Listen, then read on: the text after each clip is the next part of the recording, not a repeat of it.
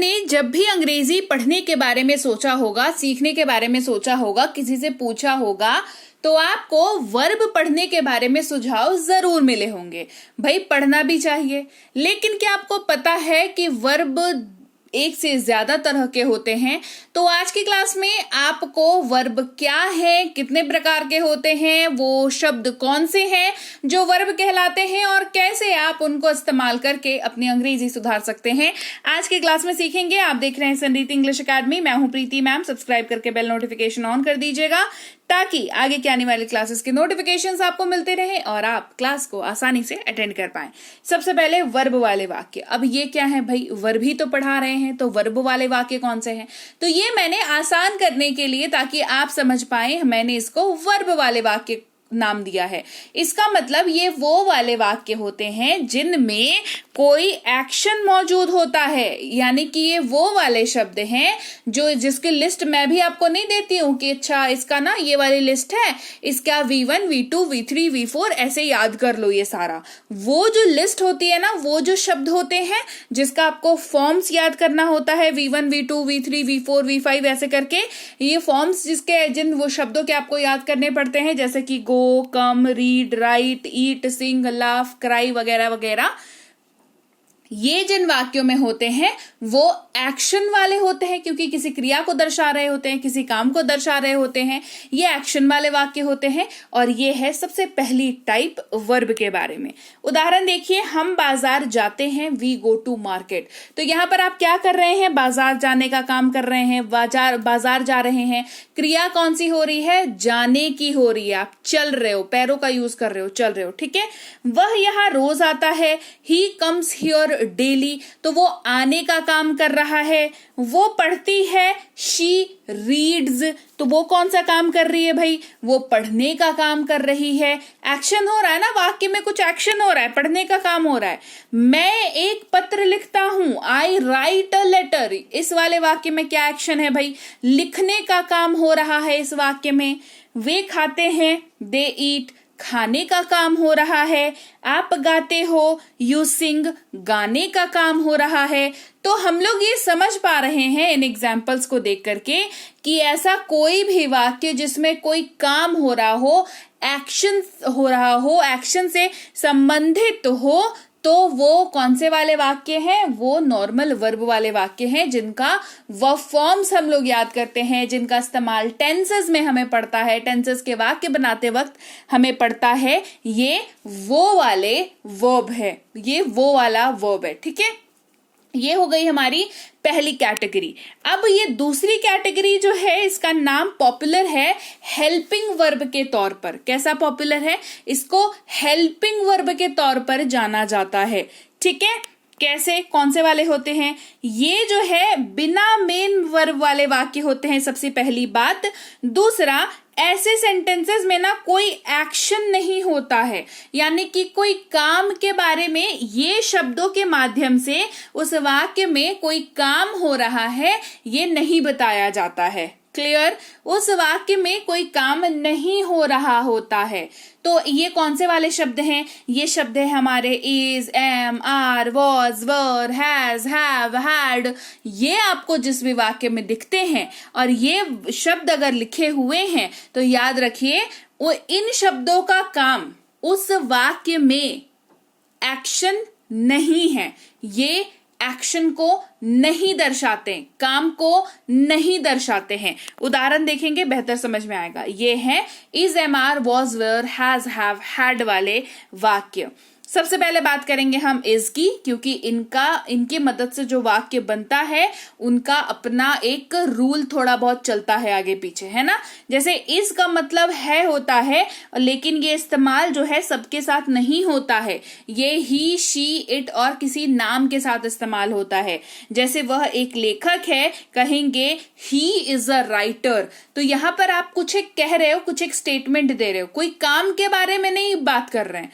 काम के बारे में बात कर रहे हैं क्या? यहाँ पर कह रहे हैं क्या कि वो राइटर है, वो लिखता है? ये नहीं कर रहे हैं ना। हम सिर्फ सिंपली क्या बता रहे हैं कि वह एक राइटर है, ही इज अ राइटर।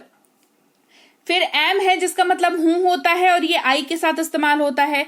मैं एक शिक्षक हूं, आई एम अ टीचर। मैं पढ़ा रहा हूं ये नहीं बता रहा हूं, मैं सिर्फ क्या बता रहा हूं कि मैं एक शिक्षक हूं, आई एम अ टीचर।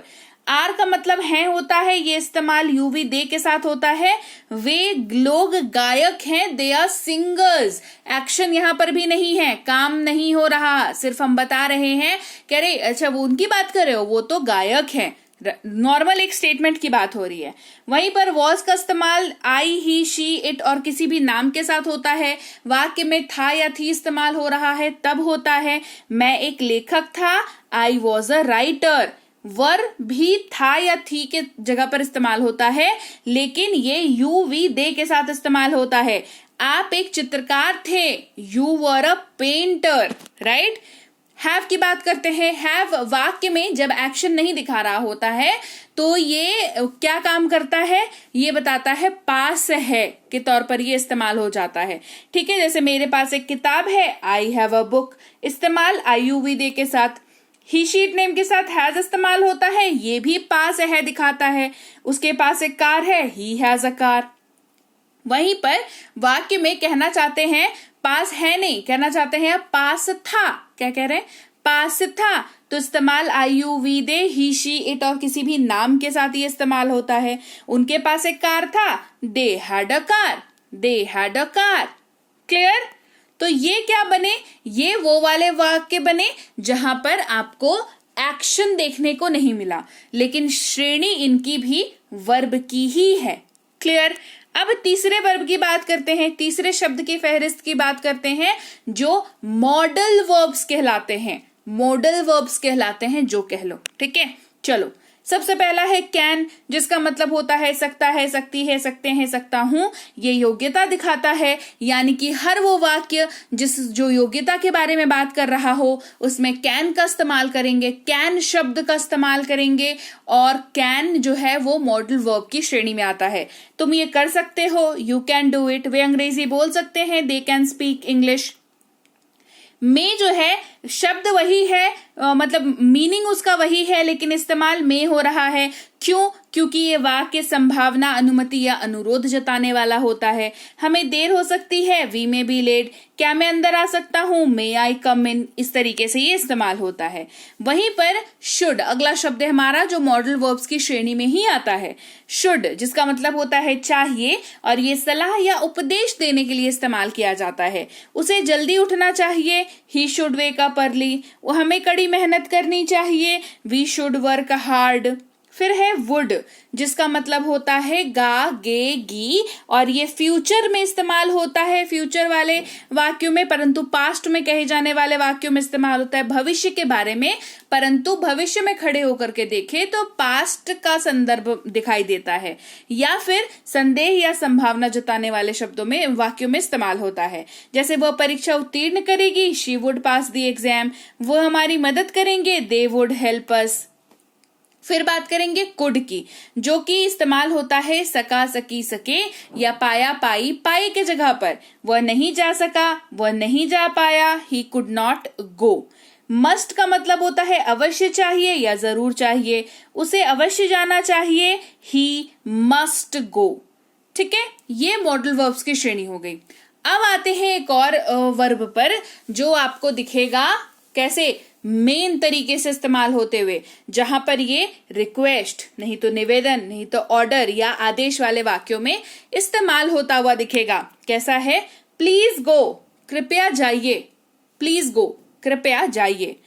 कृपया मुझे एक ग्लास पानी दे, please give me a glass of water, या give me a glass of water please, दोनों में से कोई भी यूज कर सकते हैं। कृपया मेरी मदद करो, प्लीज हेल्प मी, कृपया मेरी मदद करो, प्लीज हेल्प मी। अभी जाओ, गो नाउ, इंस्ट्रक्शन दे रहे हैं, ऑर्डर दे रहे हैं। ठीक है, खिड़की खोलो, ओपन द विंडो। दरवाजा बंद करो, शट द डोर। ये कैसे है, जहां पर वर्ब जो है वो मेन आपको इस्तेमाल होता हुआ दिख रहा है, वर्ब के ही इर्द गिर्द काम हो रहा है। और ये श्रेणी हो जाती है कौन सी, ये हो जाती है ऑर्डर, नहीं तो रिक्वेस्ट वाली श्रेणी हो जाती है। ठीक है, तो आज की क्लास में हमने 4 तरह के वर्ब होते हैं ये पढ़ा। मोटा मोटी जो आपको दिखेगा इस्तेमाल होते हुए वाक्यों में वो यही 4 दिखेगा। हेल्पिंग वर्ब दिखेगा, मॉडल वर्ब दिखेगा, मेन वर्ब दिखेगा और दिखेगा आपको एक्शन वाला वर्ब, जो आपको मतलब जहां पे कुछ एक्शन होता हुआ दिखेगा वो वाला वर्ब दिखेगा, जिसके फॉर्म्स हम याद करते हैं।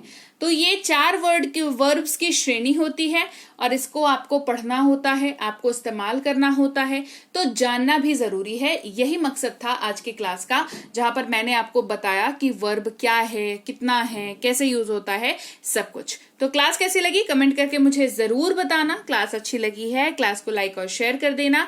आप देख रहे हैं सनरीति इंग्लिश एकेडमी, मैं हूं प्रीति मैम। सब्सक्राइब करके बेल नोटिफिकेशन ऑन कर देना। साथ ही ये इस वाली कोर्सेज जो हैं रीडिंग की, इंग्लिश स्पोकन की, ग्रामर की और ये ई बुक्स हैं, ये सारी आपको मिल जाती है हमारी ऐप पर। सनरीति इंग्लिश एकेडमी ऐप पर जाइए, गूगल प्ले स्टोर पर जाइए, इस ऐप को खोलिए, इंस्टॉल करिए अपने मोबाइल पर। आपको यहाँ पर पेड और फ्री दोनों तरह की क्लासेस मिल जाती हैं। हमारी कोई दिक्कत हो तो इस नंबर पर व्हाट्सएप मैसेज करके आप संपर्क कर सकते हैं। ई बुक्स हमारी इस वेबसाइट पर अवेलेबल है। ये पीडीएफ वाली किताबें होती हैं, तो आपको इनको डाउनलोड करना पड़ता है गूगल प्ले स्टोर पर, जहां से भी आप लें इनको आपको डाउनलोड करना पड़ता है अपने फोन पर। व्हाट्सएप का ग्रुप, टेलीग्राम का चैनल जरूर ज्वाइन कर लें, ताकि जो भी आगे के आने वाली क्लासेस हैं उनके बारे में आपको पता चले और आप समय पर क्लासेस को अटेंड कर पाएं। मैं आपसे मिलूंगी आपकी अगली क्लास में, यानी कि कल। Till then, thank you so much for watching. Stay tuned to Sanriti English academy.